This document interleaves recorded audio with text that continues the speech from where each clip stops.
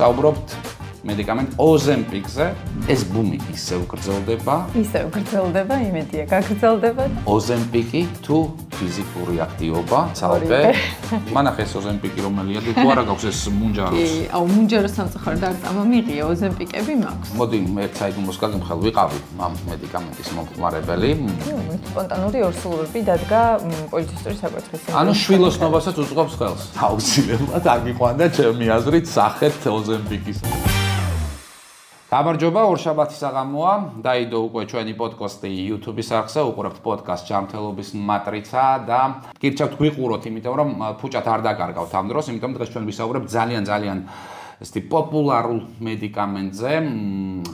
ეს არის მედიკამენტი, რომლის გაყიდვებმაც მსოფლიოში რეკორდულ მაჩვენებელს მიაღწია. ეს მედიკამენტი ბაზარზე, ფარმაცევტულ ბაზარზე გამოჩნდა 2018 წელს, მაშინ მიიღო მან ლიცენზირება და ჯერ ამერიკაში და შემდეგ ამდენიმე თვეშივე სადღაც უკვე გამოჩნდა ევროპის ბაზარზეც და კომპანია Novo Nordiskმა 2023 წელს 60 მილიარდი მოგება ნახა. ეს იყო მედიკამენტი, რომელიც მთელ მსოფლიოში ამ მედიკამენტის ირგვლივ ბუმი დაიწყო და ყველა ცდილობდა რომ შეეძინა და ძალიან მალეც ძალიან დიდი დეფიციტიც გაჩნდა ამ მედიკამენტთან დაკავშირებით. საუბრობთ მედიკამენტ ოზემპიკზე. ჩვენი პოდკასტის სპონსორი არის კლინიკა ნეოლაბი და კლინიკა ნეოლაბის ენდოკრინოლოგი მერი დავითაძე იქნება დღეს ჩვენი პოდკასტის სტუმარი. მერი, გამარჯობა, მოგესალმები. მადლობა რომ მოხვედი. მოკლედ, ძალიან ისეთი თემაა რა, საინტერესო თემა, იმიტომ რომ ამ მედიკამენტს მომხმარებელი საქართველოში ძალიან ბევრი ხავს და იყო პერიოდი, როდესაც ფარმაცევტულ ბაზარზე ჩვეულებრივ აფთიაქებში მას ვერ შევიძენდით ხოლმე და ძირითადად ადამიანებს უხდებოდათ ეგრეთ წოდებულ შავ ბაზარზე ამ მედიკამენტის შეძენა. ეს ბუმი ისევ გრძელდება ოზემპიკთან დაკავშირებით თუ ცოტა შენელდა? ისევ გრძელდება, იმედია გაგრძელდება და არ შეჩერდება არასდროს, იმიტომ რომ ოზემპიკის ჯგუფის პრეპარატებმა GLP-1-ის ჯგუფის პრეპარატები არის ეს, ფაქტობრივად ახალი ერა დაიწყო სიმსუქნის და შაქრიანი დიაბეტის მართვაში. მოდი ვთქვათ, რომ შაქრიანი ტიპი 2 დიაბეტის. ტიპი 2 შაქრიანი დიაბეტის მართვაში. ტიპი 1 დიაბეტის სამკურნალოდ ჯერჯერობით რეკომენდებული არ არის, თუმცა საკმაოდ ბევრი კვლევა გროვდება უკვე, რომ ტიპი 1 დიაბეტის შემთხვევაში შეიძლება რაღაც გარკვეული სარგებელი ქონდეს პაციენტებისთვის. თუმცა დღეს მხოლოდ სიმსუქნეს და ტიპი 2. კარგი, მერი, მოდი ეს გავაკეთოთ, რომ მაყურებელი წარმოვადგო. მე არ ვარ ენდოკრინოლოგი, ხო და შესაბამისად ამ დარგში ასე ძალიან სიღრმისეულად არ ვარ ჩახედული. უბრალოდ, როდესაც ამ პოდკასტისთვის ვემზადებოდი, ხელოვნური ინტელექტი დავიხმარე, ხო? ამ ოზემპიკს ძალიან ბევრი მომხრე ყავს, მათ შორის ერთ-ერთი მომხრე შენც ხარ და ყავს მოწინააღმდეგეც. ხა მე რამდენად გამოვდგები მოწინააღმდეგედ არ ვიცი, მაგრამ რაღაცნაირად ოპონირება შევეცდები, ხო, რომ იმიტომ რომ რა ამ გვერდითი ეფექტების გათვალისწინებით ვიღაცებს ამ მედიკამენტის დანიშვნა მაინც არ უყვართ, ხო? და ამიტომ რაღაცა ეს ფორმატი შევარჩიოთ მე და შენ სასაუბროდ. კაი, მოდი შენი კლინიკური პრაქტიკიდან მაინტერესებს ამ მედიკამენტს ნიშნავ უფრო მეტად სიმსუქნის წინააღმდეგ საბრძოლოდ წონისში დასაკლებად თუ ტიპი 2 დიაბეტის სამკურნალოდ. ანუ მომხმარებელი როგორია საქართველოში დიაბეტს უფრო მკურნალობენ ამ მედიკამენტით თუ უფრო წონის კორექცია უნდათ? სიმართლე მითხარ. ხო. ალბათ, მე მაგალითად როგორც ენდოკრინოლოგი რამდენადაც ძალიან მომწონს ეს პრეპარატი თავისი მოქმედების მექანიზმიდან გამომდინარე, ორივე ჯგუფის პაციენტს ვთავაზობ, ტიპი 2 დიაბეტსაც ვთავაზობ პაციენტებს, ვისაც ტიპი 2 დიაბეტი აქვს და სიმსუქნე, თუმცა უფრო მეტი პაციენტი არის სიმსუქნით დაავადებული, ვისაც არ აქვს შაქრიანი დიაბეტი, ვინც უფრო თანხმდება ამ წამლის მიღებაზე.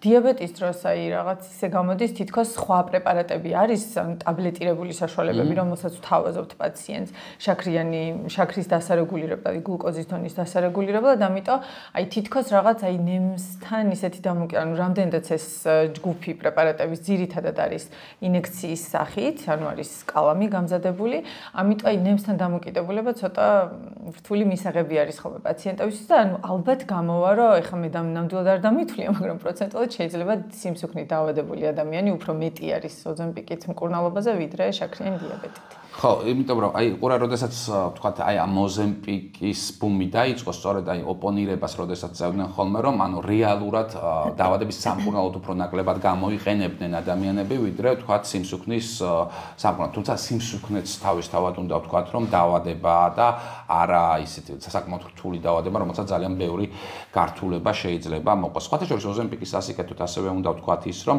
მაგალითად ათეროსკლეროზი რაც არის ხომ ადამიანის ხალხურ ენაზე დაბერების პროცესი, როდესაც სისხლძარღვებში ლაგდება ესეთი ფოლაკები, ათეროსკლეროზული ფოლაკები, რომლებიც გულსისხლძარღვთა დაავადებებს იწვევს შემდგომში, ოზემპიკი ამის პრევენციასაც გარკვეულწილად ახერხებს და ესეც ძალიან კარგია ამ მედიკამენტის ასიკეთოთ, რომ ვთქვათ. ხო, აი რამდენი პაციენტი რა მაქსიმალური შედეგი რა მიგიღწევია შენ წონის კლებით, რომელიც აი ამ მედიკამენტზე ყოლია?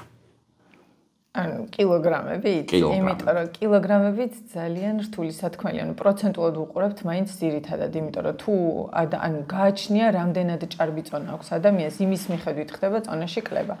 აი ყველაზე მაქსიმალური ალბათ 40-45 კილო იქნება ჩემ პაციენტს დაკლებული წონაში ოზემპიკის დახმარებით.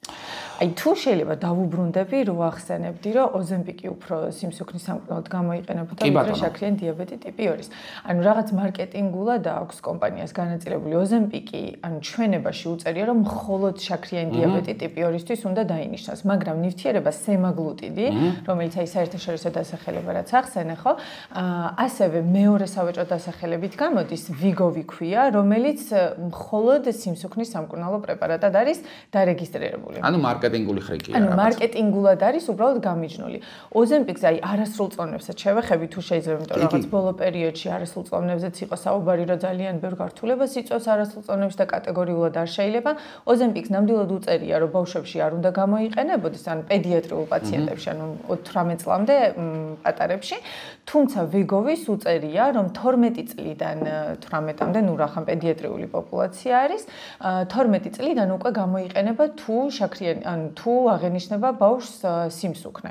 ანუ FDA-ის დასტური, ამერიკის წამლის სააგენტოს დასტური აქვს. კი ბატონო, მოკლედ, ჩვენი მაყურებლისთვის რომ გასაგები იყოს, ვიგოვიც და ოზემპიკიც არის ერთი და იგივე ზუსტად მოლეკულა, ერთი და იგივე წამალი, უბრალოდ სახელშია განსხვავება და ერთს უწერია მაგალითად ოზემპიკს რომ მხოლოდ შაქრიანი დიაბეტი ტიპი 2-ის დროს უნდა მკურნალოთ ამ მედიკამენტით და ვიგოვს, რომელიც ზუსტად იგივე მედიკამენტია, უწერია რომ სიმსუქნის სამკურნალოდ გამოიყენება. ეს პირველი არ არის, აი ოზემპიკი არის პირველი მოლეკულა, რომელიც კვირაში ერთხელ კეთდება, მაგრამ ოზემპიკამდე კიდე სხვა GLP-ის წარმომადგენლები იყო. 2005 წლიდან უკვე კლინიკურ პრაქტიკაში გამოიყენება. ანუ საკმაოდ დიდი ხნის გამოცდილება გვაქვს ამ ამ ჯგუფის წამლების გამოყენების კლინიკურ პრაქტიკაშიც კი არა მხოლოდ კლინიკური კვლევების ფარგლებში. და პირველი მოლეკულა დღეში ორჯერ კეთდებოდა დილით და საღამოს, მეორე მოლეკულა იყო, რომელიც დღეში ერთხელ კეთდებოდა და ზუსტად ამ წამალმა, აი სავაჭრო დასახელება არის ვიქტოზა, აჩვენა პირველად მხოლოდ შაქრიანი დიაბეტი ტიპი 2-ის დროს გამოიყენებოდა და პირველი ეს იყო, რომელმაც აჩვენა, რომ დიაბეტის მქონე ადამიანებში საგრძნობლად გამოიწვია წონაში კლება. აი მერე დაიწყო უკვე სიმსუქნის სამკურნალოდ ამ ჯგუფის პრეპარატების გამოსა და იმათაც, აი ვიქტოზა, როგორც თქვი, ტიპი 2 დიაბეტისთვის არის, თუმცა იგივე ლირაგლუტიდი, რომელიც ვიქტოზის ნივთიერება არის საერთაშორისო, ხო? ქვია საქსენდა, რომელიც უკვე სიმსუქნის სამკურნალოდ გამოიყენება. განსხვავება არის კიდევ დოზებში, ბოდიში სანამ ანუ დოზებიც დიაბეტის დროს ცოტა უფრო ნაკლები დოზა არის მაქსიმალური რეკომენდებული და სიმსუქნის დროს არის უფრო მაღალი. აი მაგალითად, ოზემპიკის შემთხვევაში დიაბეტის დროს 2 მილიგრამი გვაქვს მაქსიმალური დოზა, მაგრამ 2.4-მდე შეგვიძლია გავზარდოს სიმსუქნის დროს. ეს მხოლოდ და მხოლოდ იმის საფუძველზეა, რომ შაქრიანი დიაბეტის დროს პრეპარატის დოზა რაც არ უნდა გავზარდოთ, დამატებით სარგებელს ანუ დამატებით ეფექტის არ გვაქვს. აქვე რამე დაკითხე იცი, რომ ამას წინათ ერთ-ერთ ქართველ ექიმს უსმენდი, ერთ-ერთ ქართულ ტელეარხზე. მან თქვა, რომ ოზემპიკმა შეიძლება გამოიწვიოს დიაბეტი. და უყურე ხალხში ასეთი ტიპის ინფორმაციები ძალიან ილექება. რამდენად შესაძლებელია, რომ ოზემპიკმა გამოიწვიოს დიაბეტი. იმ ადამიანებში, ვისაც დიაბეტი არ აქვს და სიმსუქნეს ებრძვის. ნახე ეს ინტერვიუ? კი, ნახე მეც ეს ინტერვიუ. ანუ პრეპარატი ზოგადად და რა სიტყვია ამ ინტერვიუსთან დაკავშირებით? თუ შაქრიანი დიაბეტის სამკურნალო არის პრეპარატი, ან ლოგიკურად ცოტა შეუძლებელი არის, რომ ამ წამალმა გამოიწვიოს. ცოტა შეუძლებელი თუ შეუძლებელი? შეუძლებელი არის, რომ შაქრიანი დიაბეტი გამოიწვიოს, იმიტომ რომ შაქრიანი დიაბეტის სამკურნალო წამალია. პირიქით, ან ძალიან ბევრი კვლევა გვაქვს უკვე, როდესაც პრედიაბეტის, ან დიაბეტის წინა მდგომარეობა, როდესაც აქვს ადამიანს, ამ დროს ინიშნება ამ ჯგუფის პრეპარატები, ოზემპიკი, ვიგოვი, ან საქსენ და ვიქტოზა ნებისმიერი და პრედიაბეტი, ანუ შაქრის ნორმალიზება უკვე სადღაც 95%-მდე პაციენტებში არის, ანუ არ ხდება მის შემდგომ შაქრიან დიაბეტად განვითარება. შესაბამისად, კი არ იწვევს შაქრიან დიაბეტს, პირიქით, ბევრად უფრო აუმჯობესებს და ამცირებს რისკს შაქრიან დიაბეტის განვითარებისას. ხო, შეიძლება თქვენს კოლეგა ენდოკრინოლოგს, როგორც ჩანს, აღნიშნული ინფორმაციას, როდესაც ავრცელებდა. ან შეიძლება რა გადაცნობა ქონდა, ხო? ფაქტია, რომ ოზემპიკი ბუნებრივობაში ვერ გამოიწვევს შაქრიან დიაბეტს, ხო? არანაირი მექანიზმი ამის არ არსებობს. კარგი, ოზემპიკთან დაკავშირებით მას აქვს ძალიან ბევრი გვერდითი ეფექტი და ამ გვერდით ეფექტებზე მინდა გკითხო. ხო, პირველი გვერდითი ეფექტი არის ის, რომ თუ მაგალითად ფარისებრ ჯირკვალში ეს შენი იმის არის, ხო? მიმართულება ენდოკრინოლოგების არის კვანძების დროს მიზანშეწონილი არ არის ოზემპიკის დანიშვნა, იმიტომ რომ შესაძლებელია გამოიწვიოს ფარისებრი ჯირკვლის სიმსივნეები, პარცემენ სიმსივნეებზეა საუბარი. ამაზეც რომ მითხრა. კარგი, თვითონ ეს ჯგუფის პრეპარატები რასაკეთებს მე ვთქვა. კი ბატონო. ესე იგი, გვერდით მოვლენა, აი ეს არასასურველ მოვლენებთან დაკავშირებით, ანუ ფარისებრი ჯირკვლის ნებისმიერი ტიპის ავთვისებიან სიმსივნეს არ იწვევს. ანუ ერთადერთი ფარისებრი ჯირკვლის ავთვისებიანი სიმსივნე, რომელსაც ანუ ყურადღება უნდა მივაქციოთ, არის მედულური კიბო ფარისებრი ჯირკვლის. ეს არის იშვიათი ტიპის სიმსივნე და არის გენეტიკური მუტაციების შედეგად განვითარებული. თუმცა, მნიშვნელოვანია აქ აღსანიშნავი ან მნიშვნელოვანია აღვნიშნოთ, რომ მედულური კიბო ფარისებრი ჯირკვლის განვითარდა მხოლოდ ვირთაგვებზე კვლევაში, ექსპერიმენტულ კვლევებში. ოზემპიკის შემთხვევაში ადამიანთან არც ერთი შემთხვევა არ არის დაფიქსირებული, რომ ფარისებრი ჯირკვლის მედულური კიბო განვითარდა, თუმცა იქიდან ეთიკური მოსაზრებიდან გამომდინარე, რომ ვირთაგვებში უკვე ნანახი გვაქვს ეს კიბოს განვითარების რისკის მატება.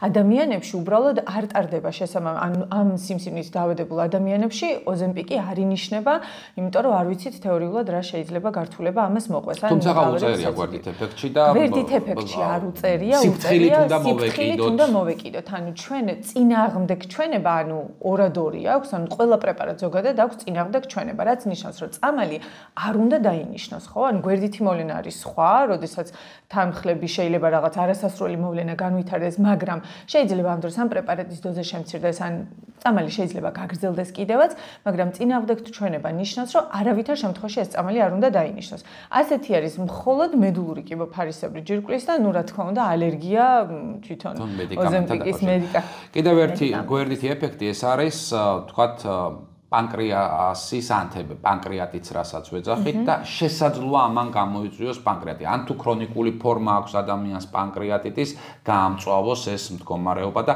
ნაღვლის ფუშცეც მერე შეგეკითხები, ხო? აი, პანკრეატიტის გამომწვევა რამდენად შეუძლია ოზემპიკს? ანუ სიფრთხილით დანიშნვა, ანუ გაფრთხილებებში გვიწერია, რომ აუცილებლად პანკრეატიტზე თუ ეჭვი არის, არ უნდა დაინიშნოს, უნდა შესაბამისი კვლევები ჩატარდეს ადამიანთან და თუ დადგინდა და პანკრეატიტი არის, რა თქმა უნდა, არ უნდა დაინიშნოს. თუმცა, კვლევის ფარგლებში აღწერილი არის, რომ პანკრეატიტი განვითარდა, მაგრამ აი რა შევადაროთ, ხო, ოზემპიკის სემაგლუტიდის ჯგუფში, ანუ იმ ადამიანებში, ვინც იღებდა სემაგლუტიდს, 8 ადამიანს განუვითარდა პანკრეატიტი და პლაცებო რა მასშტაბის კვლევა იყო 8 ადამიანი, საიდ რამდენი ადამიანი? 900-მდე იყო დაახლოებით იმ კვლევაში ჩართული ადამიანი. გაყოფილი იყო ეს პაციენტები ორ ჯგუფად, ერთი ჯგუფი იღებდა სემაგლუტიდს, ანუ მოქმედ ნივთიერებას, მეორე იღებდა პლაცებოს. პლაცებო ვიცით, რაც არის, რომ შეაფასოს. ტყუილი წამალი. ტყუილი წამალი. რომ შეაფასოს, ანუ რამდენად აქტიური ნივთიერება ნამდვილად სტატისტიკურად მნიშვნელოვან განსხვავებას იძლევა, ნამდვილად სარგებელი მოაქვს ორგანიზმისთვის. ოღონდ ადამიანებმა, პაციენტებმა არ იციან პლაცებოს იღებენ თუ სემაგლუტიდს. ეს არის ძალიან მნიშვნელოვანი აი ამ კვლევებისთვის, რომ უფრო მეტი სარწმუნოება გქონდეს. სემაგლუტიდის ჯგუფში 8 ადამიანს განუვითარდა პანკრეატიტი, პლაცებოს ჯგუფში 10. ანუ ეს მე მგონი ხურავს გარკვეულწილად ამ საკითხს, ანუ პლაცებოს ჯგუფშიც ან დაახლოებით იგივე რა ეს ნიშნავს, რომ მიზეზშედეგობრივი კავშირი ამ ჯგუფის პრეპარატებსა და პანკრეატიტის განვითარებას შორის ჯერჯერობით საბოლოოდ დადგენილი არ არის. თუმცა ანოტაციას მოყვება ეს პანკრეატიტის დაკავშირებული გაფრთხილება. ჩვენ არ გვისაუბრია თვითონ წამლის მოქმედების მექანიზმზე, ხო? და რახან პანკრეასიც მოქმედებს ეს წამალი, ხო? შესაბამისად ხა ანთება როდესაც არის, არ უნდა დაინიშნოს ამ შემთხვევაში. ლოგიკურიც არის და ბევრი წამალი ოზემპიკის გარდა სხვა ბევრი პრეპარატიც პანკრეატიტის დროს ზოგადად არ უნდა დაინიშნოს. ხო. უყურე, მოდი ერთ საიდუმლოს გაგიმხელ, ვიყავი ამ მედიკამენტის მომხმარებელი. კი.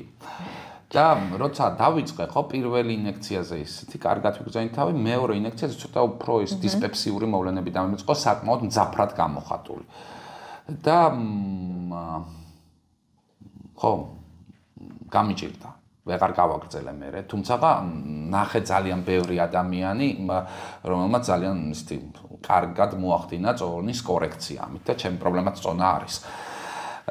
ხო, და ვეღარ გავაგრძელე. აი ამ გვერდით დისპეპსიური მოვლენებსაც ჭირდება მართვა, იმიტომ რომ მე თვითონაც მაშინ ახალი გამოსული იყო, ეს ოზემპიკი ძალიან ახალი იყო, აი პირველი ბუმი რო შემოვიდა საქართველოში, მაშინ დავიწყე და არ ვიცოდი როგორ მემართა საკუთარი თავი. ამას ჭირდება ვინც ამ ინექციას მოიხმარს, რომ სითხე კონკრეტული რაოდენობით აუცილებლად უნდა მიიღოს, ხომ? იქ პაციენტმაც ოზემპიქს ხელი უნდა შეუწყოს, იმიტომ კვებითი რეჟიმები უნდა დაიცვალოს, იმიტომ რომ როდესაც ჭამის კვების ჩვევა გაქვს, ხო, თქვა და მე ძალიან ბევრს ხო ასეთი არანორმირებული კვების რეჟიმი მაქვს, ხო, ეს ვერ გავითვალისწინე და ამიტომაც ეს დამემართა. აი შენი პაციენტების შემთხვევაში როგორ არის კლინიკურ პრაქტიკაში? ნამდვილად ესე არის, ანუ კვლევის ფარგლებშიც დროებითი იყო გვერდითი მოვლენები, დისპეპსიურის გარდა არის გულისრევი შეგრძნება შეიძლება იყოს, დიარეა, ან შეკრულობა. ხო. რა ვიცი, აი შემთხვევაში იყო აი გულძმარვა, რომელიც ნებისმიერი გვერდითი მოვლენა შეიძლება იყოს, თუმცა ეს დროებითია და ძალიან მნიშვნელოვანი არის ამ დროს, რომ კვება იყოს დარეგულირებული, იმიტომ რომ კვებით არის ძირითადად გამოწვეული. თუ ადამიანია იმ კვებით ჩვევებს აგრძელებს, რაც ოზემპიკამდე იყო, ხო? რა თქმა უნდა, უფრო მეტად გამოხატული იქნება ეს გვერდითი მოვლენები. წყალი ძალიან კარგია რომ აღნიშნე, იმიტომ რომ სითხის მიღება უკიდურესად მნიშვნელოვანი არის ამ პაციენტებში. აი დიარეა, ღებინება თუ გამოიწვია, გაუწყლოება ხდება და სითხე უნდა შეივსოს. აი ზუსტად ერთ-ერთი გართულებაც აი გაფრთხილებებში რაც უწერია წამალს არის მწვავე თირკმლის დაზიანება. ეს არის ზუსტად იქიდან გამოწვეული, რომ გაუწყლოების ხო, დეჰიდრატაცია, ანუ გაუწყლოება, როდესაც ხდება, ძალიან ანუ თირკმელიც შეიძლება უცებ მწვავე დაზიანება განვითარდეს. ამიტომ მწვავე გასტრო ეს კუჭანწავის მხრივ გვერდითი მოვლენები, ვისაც აღენიშნება, მათთან აუცილებლად თირკმლის ფუნქციასაც ვაკონტროლებთ და ანუ თირკმლის მდგომარეობას ვამოწევთ. თუმცა აი კვება არის ძალიან მნიშვნელოვანი და ეს წამალიც ხო წერია პირდაპირ ჩვენებაში, რომ აუცილებლად კვებასა და ფიზიკურ აქტივობასთან ერთად უნდა იყოს დამატებითი უნდა იყოს და არა მხოლოდ ოზემპიქს მივიღებთ და всё, ყველაფერი შეგვიძლია. აი მოდი ახლა ფიზიკური აქტივობა ახსენე, პირდაპირ გითხავ, ხო? ოზემპიკი თუ ფიზიკური აქტივობა, ცალკე ფიზიკური აქტივობა, კარგი კვებითი რეჟიმი და ჯანსაღი ცხოვრების წესი. აი, როდესაც არატიპიური დიაბეტის სამკურნალობაზე ვსაუბრობთ, არამედ მაგალითად წონის კორექციაზე, BMI-ის შემცირებაზე. აი, გააჩნია BMI რამდენია. BMI არის სხეულის მასის ინდექსი. ოზემპიკის ჩვენება და ამ ჯგუფის პრეპარატების ჩვენება, დანიშვნის ჩვენება არის, როდესაც სხეულის მასის ინდექსი არის 27 და მეტი. 30-ზე მეტი, ხო? ანუ 30-ზე მეტი, როდესაც სიმსუქნე არის. 30 და მეტი არის სიმსუქნის სადიაგნოსტიკო სხეულის მასის ინდექსი, შეესაბამება სიმსუქნეს, მაგრამ თუ არის ჭარბი წონა, მაგრამ 27-ზე მეტი არის სხეულის მასის ინდექსი და ადამიანს ერთი ან მეტი სიმსუქნესთან ასოცირებული გართულება აღენიშნება, ეს შეიძლება იყოს ღვიძლის გაცხიმოვნება მაგალითად, ქოლესტეროლი, ანუ ლიპიდური სპექტრის დარღვევა, პრედიაბეტი მაგალითად, ან რამე ოსტეოართროზი, მაგალითად მუხლის სახსრების ტკივილი, ხო? ანუ ეს თუ ერთი ან მეტი აღენიშნება, უკვე ჩვენება არის, რომ დაინიშნოს ოზემპიკი. ოკეი. კარგი. იცი რა მინდა გითხო, ერთ-ერთი გვერდითი ეფექტი ასევე ოზემპიქს უწერია, რომ ანორექსია შეიძლება დაემართოს ადამიანს, თუ მაღალი დოზებით იღებს ამ მედიკამენტს და ანორექსია საკმაოდ ძიმე დაავადება არის. აი ანოტაციაში უბრალოდ წერია, როდესაც ანოტაციას ვეცნობოდი და აი მოვინიშნე რას. ანორექსია, მადის დაქვეითებას იწვევს ეს წამალი ზოგადად. მისი ეფექტი არის ესე რომ ვთქვათ.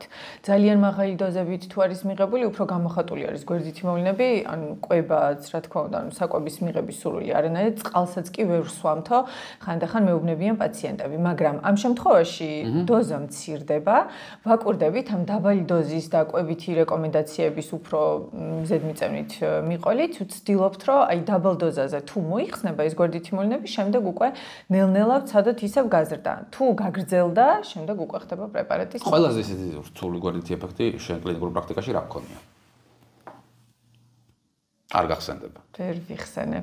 აი ერთადერთი რაც მახსენდება არის პაციენტი იღებდა 2 წელიწადზე ცოტა მეტი ხნით ოზემპიქს და აღენიშნება მცირე ზომის კენჭები ნაღლის ბურჯში.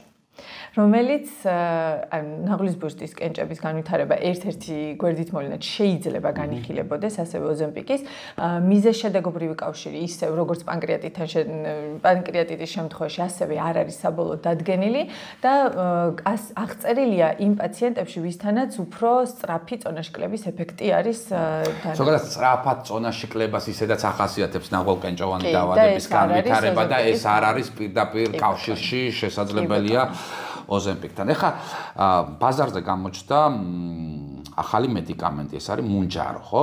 ჩვენ როდესაც საუბრობდით, ხო, GLP რეცეპტორების აგონისტებზე, ეს GLP რეცეპტორებსაც უთხრათ, ხო, ჩვენს მაყურებელს, რომ ბუნდოვანი არ იყოს, ეს არის ნაწლავური ცილა, რომელიც აღმოაჩნდეს 1980-იან წლებში და ვიდრე ოზემპიქს მიიღებდნენ ამ მედიკამენტს, სადღაც დაახლოებით 10 წლეულები, სადღაც 12-13 წელი კვლევა მიმდინარეობდა, საკმაოდ დიდი კვლევითი პროცესი აქვს გავლილი თვითონ ამ მედიკამენტს და გამოჩნდა ხა მუნჯარო, რომელშიც არის როგორც GLP რეცეპტორების აგონისტი, ასევე არის GIP რეცეპტორების აგონისტი და რომელიც ფასით დაახლოებით 3-ჯერ უფრო ძვირი ღირს, ვიდრე მაგალითად ოზემპიკის ინექცია და ამბობენ რომ უკეთესიაო. რას ფიქრობ შენ? მანახე ეს ოზემპიკი რომელია თუ არა გაქვს ეს მუნჯაროს? კი, მუნჯაროს სამწუხაროდ არ წამომიღია, ოზემპიკები მაქვს. ეს არის ვიქტოზა, რო ვახსენე, პირველი დღეში ერთხელ რომელიც კეთდება და რომელმაც პირველად აჩვენა, რომ სიმსუქნის სამკურნალო და სიმსუქნეზე ძალიან ესეთი დადებითი შედეგი ჰქონდა და შემდეგ უკვე საქსენდა კომპანიამ უკვე მარკეტინგულად ეს რომელიც უშუალოდ გამხდრ და ორივე არის ლირაგლუტიდის. ლირაგლუტის საქსენდაც გამოიყენება ბავშვებში. ამასაც ანალოგიურად უწერია, რომ პედიატრიულ პოპულაციაში, ვისაც ბავშვებში 12 წლიდან აქვთ კალამით თავისაც უკეთია. ანუ ეს არის უკვე ოზემპიკი, ოღონდ დოზები არის განსხვავებული, არის 0,25-იანი, 0,5 მილიგრამიანი და არის 1 მილიგრამიანი. 2 მილიგრამიანი კალამით არის, ოღონდ ჩვენთან საქართველოში არ არის ხელმისაწვდომი, არ მაქვს 2 მილიგრამიანი. მუნჯარო არ მაქვს. ხო, მუნჯაროსთან დაკავშირებით რა ხდება? იმიტომ რომ ეხა რაღაც თითქოს მუნჯაროზე წამოვიდა, ვისაც ფინანსურად ჯიბეზე, ვისაც ფინანსურად შეუძლია რომ გაწვდეს, მუნჯაროს ყიდულობს, ხო? სადღაც დაახლოებით 2000 ლარზეა საუბარი. კი, მუნჯარო თვის დოზაზე. ალბათ 2-ჯერ, 3-ჯერ უფრო ძვირი გამოდის ოზემპიკის თვიურ ხო დოზასთან შედარებით კალამი. და კი, კვლევებიც ამას ადასტურებს, რომ ნამდვილად ოზემპიკთან შედარებით ეფექტი მუნჯაროს ფონზე ბევრად უფრო უკეთესი არის. იგულისხმება ეფექტებიც უფრო ნაკლები. კი, გვერდით მოვლენების ბევრად უფრო ნაკლები არის, რაც განპირობებული არის აი ამ მეორე მოლეკულის GIP-ის დახმარებით, რომელიც არის მეორე ასევე ეს GLP და GIP მოკლედ ვიტყვი ძალიან არის ნაწლავური ჰორმონები, რომელიც ჩვენ ყველა ორგანიზმში ნაწლავებში გამომუშავდება და არეგულირებს საკვების ან ნახშირწყლების მიღების და გადამუშავების პროცესს.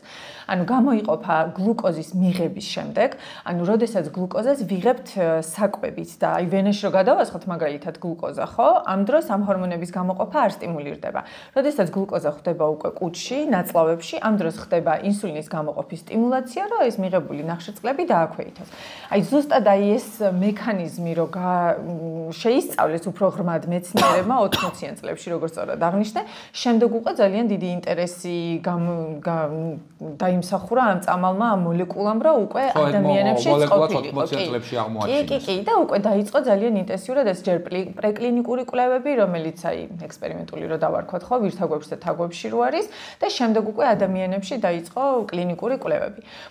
მუნჯაროს აი შაქრიანი დიაბეტი, მუნჯაროც როგორც ახლა ოზემპიკი და ვეგოვი გვაქვს ხო, მუნჯარო არის შაქრიანი დიაბეტისთვის მხოლოდ და ტირზეპატიტის მოლეკულა, რომელიც მხოლოდ სიმსუქნის დროს არის რეკომენდებული, მას ზეპბაუნდი ქვია, ანუ ესეთი სახელით არის. ერთია და ეს არის მარკეტინგული. ამიტომ რომელს როდის დავიწყოთ არა. საბართო პირობები რომ აეყო კომპანიას. ხო, იცი რა, ძალიან ვცდილობ რომ რაღაცნაირად ოპონირება გაგეწიო, მაგრამ არ გამომდის და ეხა Novo Nordisk-ი რო გვისმენდეს აუცილებლად აგიყვანდა ჩემი აზრით სახეთ ოზემპიკისას, იმიტომ რომ მართლა ძალიან სიღრმისეულად იცნობ ამ მედიკამენტს, დიდი კლინიკური გამოცდილება გაქვს მის დანიშვნაში და მართლა ძალიან ბევრ პაციენტს მართავ ამ მედიკამენტით და შედეგები ძალიან კარგი გაქვს. რა მგინდოდა გეთქვა? აი დამთავრება მინდოდა გვერდით მოვლენებზეც, რაც ძალიან, აი მაგალითად რამდენიმე პაციენტი მყავს, ვისთვისაც ცოტა შემოწუხებელი გახდა, აი კუჭელწავის მხრივ გვერდითი მოვლენები, აი შეკრულობა მაგალითად და აი მათთან, აი ამ პაციენტებთან უკვე ძალიან კარგი არის მუნჯაროზე გადასვლა. ყაბზობას პრევენციას ახდენს. აი ოზემპიკის დროს მაგალითად თუ დაახლოებით 20-25%-ში გვაქვს ყაბზობა, მუნჯაროს შემთხვევაში აი 10-13%-ია, რაც აი მკვეთრად დაბალი არის უკვე. ასევე გულისრევის შეგრძნებასთან, დიარეასთან დაკავშირებით ღებინება, აი ეს ყველა გვერდითი მოვლენა ბევრად უფრო ნაკლები არის მუნჯაროს ფონზე, ამიტომ ეხლა უკვე ბოლო პერიოდში მესმის, რომ აი ოზემპიკი არ არის კარგი, მუნჯარო ჯობია. ეს რეალურად არის ესე, მაგრამ რა თქმა უნდა ორივე პრეპარატს თავისი დანიშვნის ჩვენება აქვს და კეთილი. ხო, ეხლა იცი რა არის? ზოგადად პაციენტი ხო იცი რა ბევრნაირი არის და ზოგს უყვარს მაგალითად არიან პაციენტები რომლებსაც არ უნდათ მაგალითად პერორალური ანუ აბების მიღება და ურჩევნიათ ინექცია გაიკეთოს და რომლის დაშლის ნაწილიც უფრო შეიძლება დიდხანს გრძელდება და კვირაში ერთხელ გჭირდება ხო ზოგს უნდა რომ ყოველდღე ერთი აბი მიიღოს ხო ანუ ადამიანის არჩევანზეა კიდე ოზემპიკის მსგავსი აბები გამოვიდა იმას რა შედეგი აქვს ანალოგიური შედეგი აქვს იმასაც რებელსუსი ქვია იგივე სემაგლუტიდი არის რომელიც ტაბლეტირებული ფორმით მიიღება ანუ ტაბლეტის სახით იღებს ადამიანი ოღონდ ყოველდღიურად აუცილებლად რაღაც გარკვეული სითხის მიღებით და უნდა იყოს კვებამდე 30 წუთით ადრე რომ შეიწოვოს კარგად ეს ტაბლეტი ეფექტი დაახლოებით იგივეა თუმცა როდესაც ტაბლეტირებული და საინექციო ფორმები ერთმანეთს შეადარეს მართალია სტატისტიკური განსხვავება ჯგუფებს შორის არ იყო თუმცა საინექციო პრეპარატზე ბევრად უფრო კარგი შედეგი ჰქონდა წონაში კლების. და ხო, რაღაცნაირად ბოლოსკენ რო წავიდეთ, ეხლა ძალიან ბევრი ადამიანი გვიყურებს, ხა მარტო მართლა ხომ ეს მედიკამენტი შეიქმნა იმისთვის, რომ ტიპი 2 დიაბეტის განკურნება მომხდარიყო, ხო? ძალიან ბევრი კვლევა მიმდინარეობს, ზოგადად დიაბეტი არის მედიცინის ერთ-ერთი დიდი გამოწვევა, ხომ როგორც ტიპი 1 დიაბეტი, ისე ტიპი 2 დიაბეტი. შენი აზრით, აი, რასაც უყურებ ამ კვლევებს, გამოიგონებენ რაღაც მედიკამენტს, რომელიც თქვათ ტიპი 2-ს ან ტიპი 1 დიაბეტს ახლო მომავალში დაამარცხებს. ტიპი 1-ზე კიდე შეიძლება უფრო, იმიტომ რომ ტიპი 1-ის თქვათ აცრებიც არის. ეხლა, როდესაც ანუ იკვლევენ მაღალი რისკის მქონე ადამიანებს, უკეთებენ რაღაც პრეპარატებს, ეს არის მონოკლონური ანტისხეულები, რომლის ფონზეც შაქრიანი დიაბეტი ტიპი 1-ის განვითარება გადავადდება დროში. ანუ ძალიან მნიშვნელოვანი არის ბავშვებში, რომ აი ზრდა განვითარების პერიოდი, როდესაც აქვთ, ამ დროს არ ქონდეთ შაქრიანი დიაბეტი და რომ გადავადდეს დროში, თქვათ, უფრო 30-40 წლის ასაკში გამოვლინდეს, იმიტომ რომ გართულებები შაქრიანი დიაბეტის და ვიცით, რომ ძალიან რთული და სერიოზული გართულებები აქვს. უფრო რაც უფრო მოგვიანებით ასაკში იქნება და არა ბავშვობის ასაკიდან, რა თქმა უნდა, უფრო უკეთესი ცხოვრების ხარისხი ექნებათ. შაქრიანი დიაბეტი ტიპი 2 შემთხვევაში, აი, იგივე სიმსუქნეც არის ძალიან რთული, კომპლექსური დაავადება, ამიტომ აი, რამდენად განკურნების საშუალება გვექნება, არ ვიცი, თუმცა აი, ამ პრეპარატებმა გვაჩვენა, აი, ძალიან დამაიმედებელი შედეგები აქვს, რომ უფრო კარგი მართვა შეიძლება და უფრო მეტად შეგვეძლება ადამიანებს დავეხმაროთ, რომ გვერდითი მოვლენები და გართულებები ნაკლები ქონდეთ. ერთ-ერთი მარკეტინგის სახე იყო, რომ ბარიატრიული ოპერაცია აღარ იქნება საჭირო და მხოლოდ ოზემპიკი მოაგვარებსო და მოაგვარა. სხვათა შორის გარკვეულწილად კი, იმიტომ რომ ბარიატრიული ოპერაცია ითვლება, რომ არის ყველაზე ეფექტური საშუალება წონაში კლების, თუმცა არ არის ფართო მასშტაბზე გათვალისწინებული. თან ბევრს არ უნდა, რომ ეს ანესთეზიის რისკი არის ქირურგიული რისკი, არის სერიოზული ჩარევა. და აი ამ პრეპარატმა აი ძალიან დიდი იმედი მოგცა ჩვენს, რომ უფრო ფართო მასშტაბზე შეიძლება ფართო მასშტაბს დავუნიშნოთ პაციენტების ეს. ხო, ძალიან კარგია. ხო, მეც ვფიქრობ, რომ მართლა ძალიან შესანიშნავი მედიკამენტია ამ ჯგუფის მედიკამენტები, იმიტომ რომ ერთი რომ გამოდის მე მის გაუმჯობესებაზე ყოველ წელს უფრო გაუმჯობესდება და ეს გვერდითი ეფექტები, რაზეც ახლა ჩვენ ვსაუბრობდით, საერთოდ ნულამდე დავა, იმიტომ რომ მედიკამენტის გაჩენა სწორედ მე მისი გაუმჯობესება ძალიან მალევე მოყვება ხოლმე. ძალიან ბევრი მადლობა მერი, ძალიან საინტერესო საუბრისთვის. მე ვფიქრობ, რომ ძალიან ბევრ ჩვენს მაყურებელს დავეხმარებოდით გადაწყვეტილების მიღებაში, იმიტომ რომ შედეგები ძალიან კარგია. სემაგლუტიდის აქტიური ნივთიერება სემაგლუტიდს აქვს ძალიან კარგი. და ხო, სამკურნალო თვალსაზრისითაც და წონაში კლების თვალსაზრისითაც ერთი მითი არსებობს კიდე აუცილებლად მეკითხა რომ ოზემპიკით ვინც იკლებს წონაშიო, ესეც რაღაც ჰოლივუდში ხუმრობდნენ ამაზე, რომ მათ ემართებათ რაღაც მოწყენილი სახის გამომეტყველება უხდებათო და ეს მითია თუ რეალობაა თუ უბრალოდ წონის კლების ეფექტი. სწრაფად წონაში სწრაფი კლების ეფექტი არის მხოლოდ და მეტი არაფერი. ერთი გვერდით მოვლენა კიდე უბრალოდ დავნიშნავ, არის ორსულობა.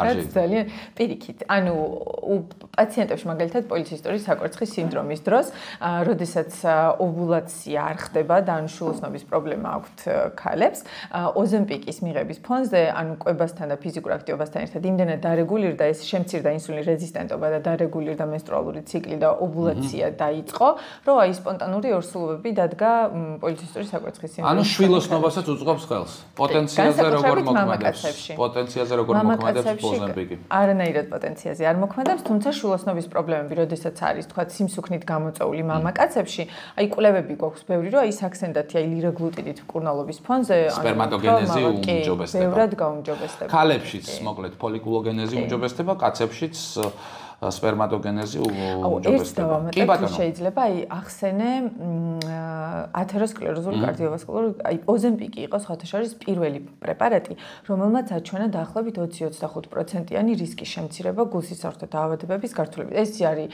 გულსისხლძარღვთა დაავადებით გამოწვეული სიკვდილობაც და არასასიკვდილო შემთხვევები ინფარქტის ან ინსულტის. და ტირზეპატიდის შემთხვევაში ეს ჩვენი მუნჯარო, ხო? ამის შემთხვევაში უკვე სადღაც 59%-მდე იყო კვლევის ფარგლებში. ხა რეალურ პრაქტიკაში იმდენად არ ვიცით რა ხდება, იმიტომ რომ ჯერ ცოტა ხანი არის მოლეკულარაც უკვე კლინიკაში ვნიშნავთ. ამიტომ ძალიან უკეთ საინტერესო რაღაცები გველოდება კი, მე იმედი მაქვს, რომ მუნჯაროს ფასის დაიკლებს, ოზემპიკის ფასმა დაიკლო, ფაქტობრივად პირველი ნაკადების შემდეგ დაიკლოს და მუნჯაროს ფასიც აუცილებლად დაიკლებს და ბევრად უფრო ხელმისაწვდომი გახდება ადამიანებისთვის.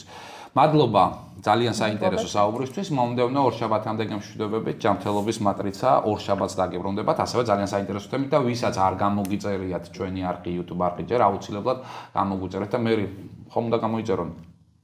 აუცილებლად. მადლობა, გამოგვიწერეთ, მოგვიწონეთ და ბევრ საინტერესო ამბავს მოგიყვებით ხოლმე ჯანმრთელობასთან დაკავშირებით. მადლობა.